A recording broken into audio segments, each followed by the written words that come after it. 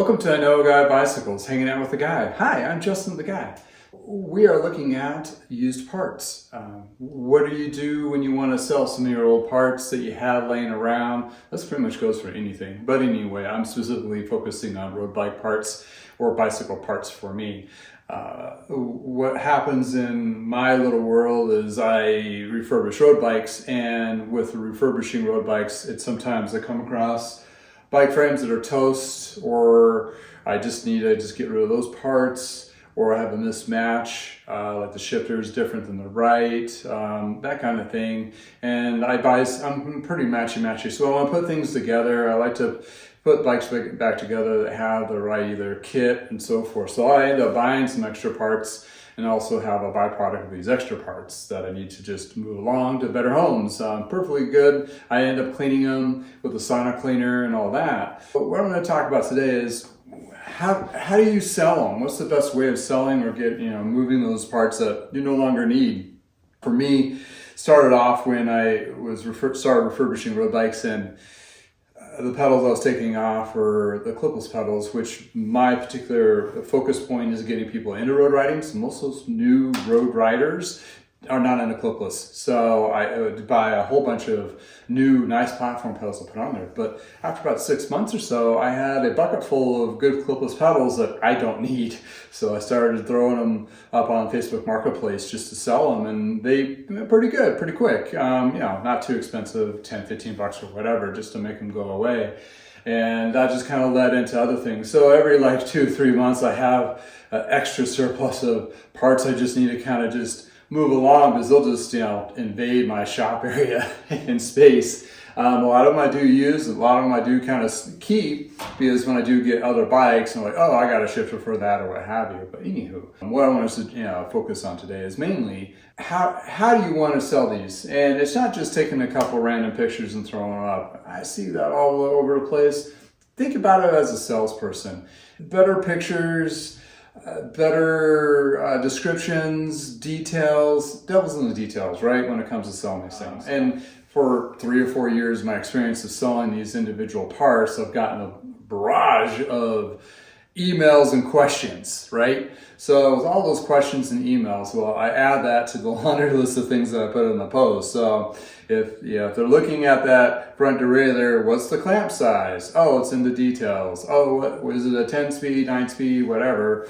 It's in the details. Is it the bottom pole, top pole? There's a lot of things to this. So the good news is I can make it really easy for you, and Google is our total friend when it comes to this. So here I have a set of bike parts I'm going to be listing. And first off, what you want to do is get good pictures. Pictures. And a lot of these platforms will have up to 10, possible to 12.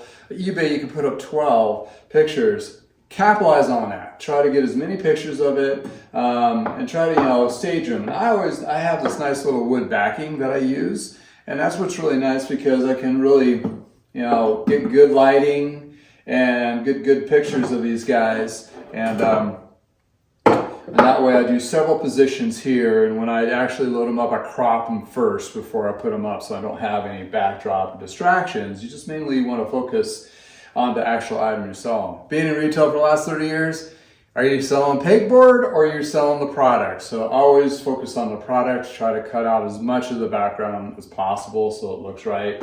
Multiple angles. You can look at any of my posts on my website, and you'll see for the parts there's multiple pictures, really detailed description, especially on my bikes, super details. So you want to do that. And when you get into parts like this, you want to get detailed information. So on Shimano componentry, they all have a model number on there. This is FC-6500 to 6503. You can just Google that, just the FD dash part with the 6500, and you'll be able to find similar what you have.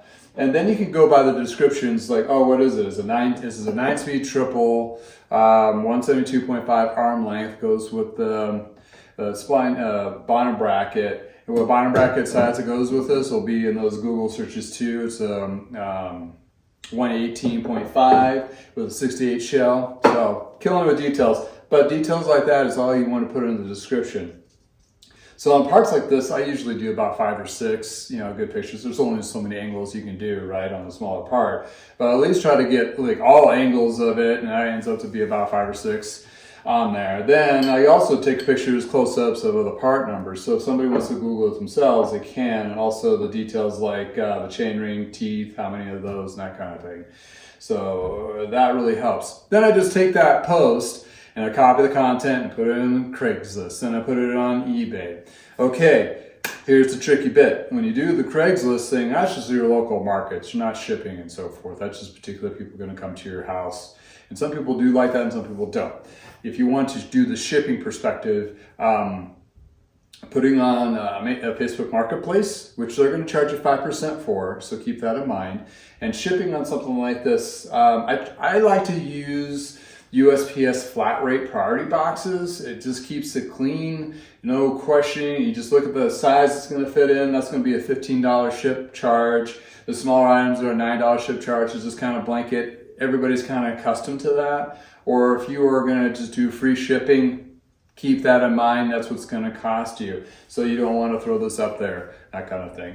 And do your homework on them. It's like a quick Google search on this crankset. See what eBay's selling them for and whatever. And if you just want to make it go away, underprice that. Or if you want to start off high and work down low, you got that trick. You can do that too.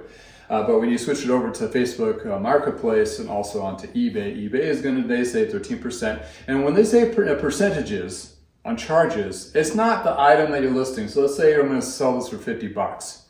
Well, they don't take the 13% off the $50. They take 15% off of the $50 plus tax plus shipping. So if it ended up to be like $80, they're taking 13% of $80. So there's the tricky bit. It's 13, but it's really kind of 15. So yeah, it's just frustrating. It's a necessary evil, but they do all the marketing, the SEO, and all that kinds of stuff to get it out there, which is pretty good. Facebook, they have a boost thing. It just pushes up their algorithm. Sometimes it gets lost in there. I've had some successes and some failures with them. eBay is probably the more broader.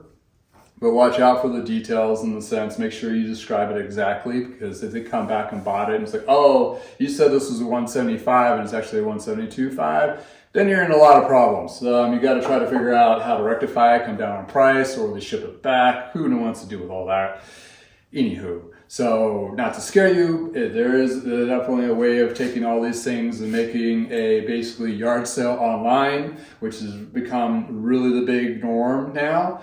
And this is what I do on mine. So pretty pictures, great descriptions, keep in mind on pricing. I do pricing a little bit higher on eBay. Reason being, I'm being charged a little bit more. So an extra $5 or $10 there, offset that. People know this, when they're buying, like, okay, it's a little bit higher there, but they're more comfortable buying it off of eBay because there's those insurances. Same thing with Facebook Marketplace versus my website. Fine.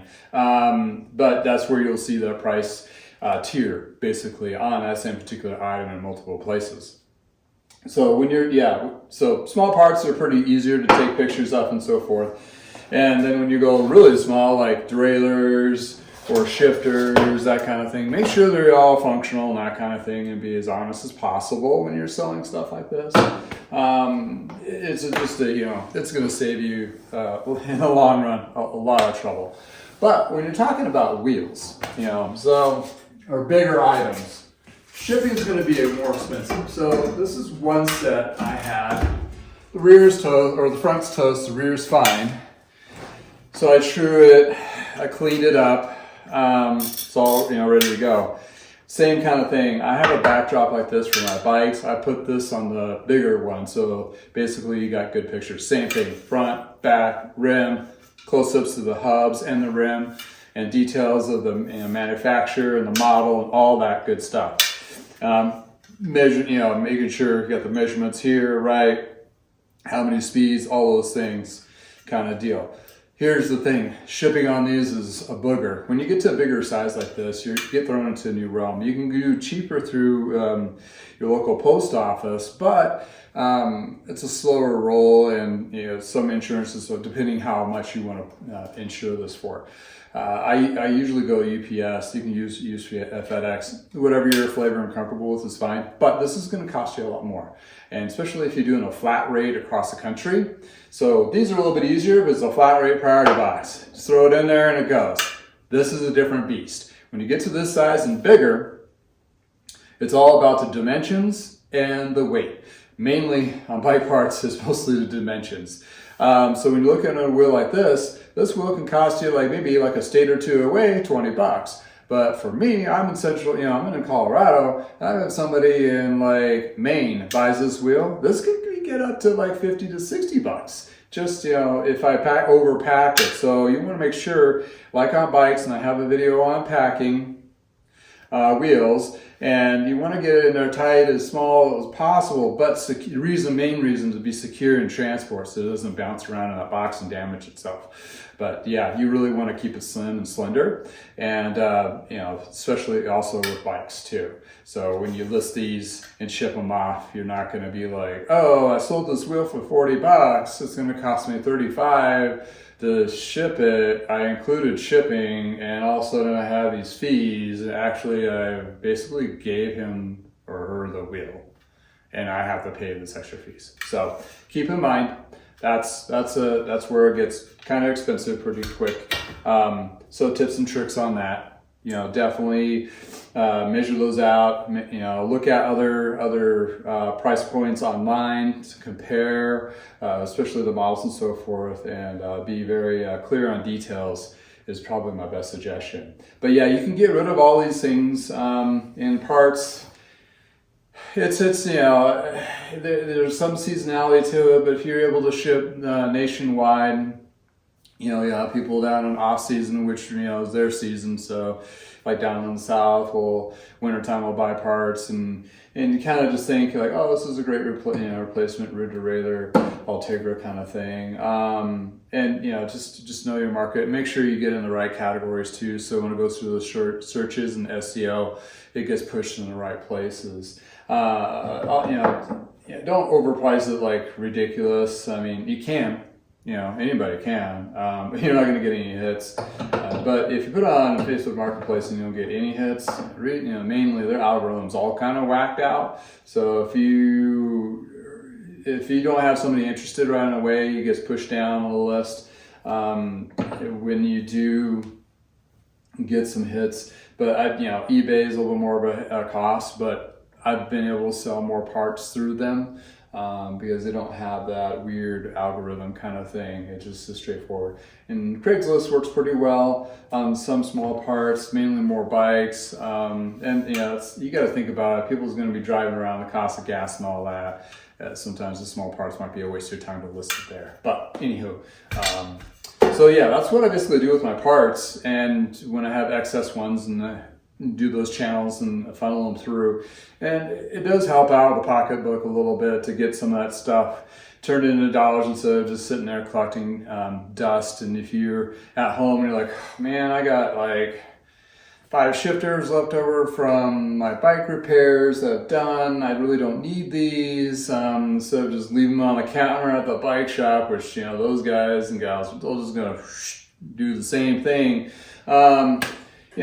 Unless you just don't want to deal with it and kind of tip them with that, that's fine. But if you want to take those values and put them towards your, whatever your next thing you want to buy. In cycling there's always the next thing, right? I want to upgrade this or upgrade that. So you can take these little tidbits that are laying around in your storage bins or garages or whatever, and make a little money off of them and buy the next thing, that kind of thing. So, and the parts are, they're not going to do anybody any good if they're just sitting in the box, right? So get them out there. Why not? That's what I was going to what do I need 4 or 5 cranks laying around for?